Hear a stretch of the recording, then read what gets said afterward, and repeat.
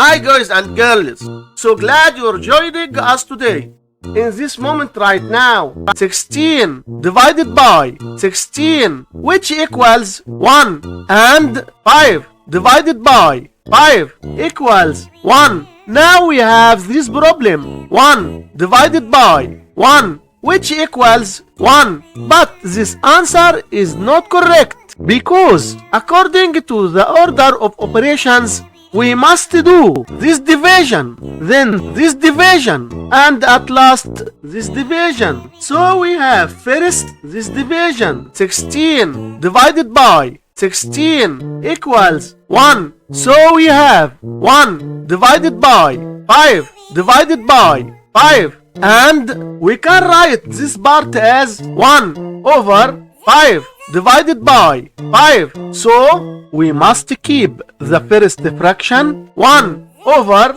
5 and change division to multiplication times. Then flip the second fraction 1 over 5, which equals 1 over 25. And this is our final answer for this problem. Smash that like button and subscribe to keep watching more fun content.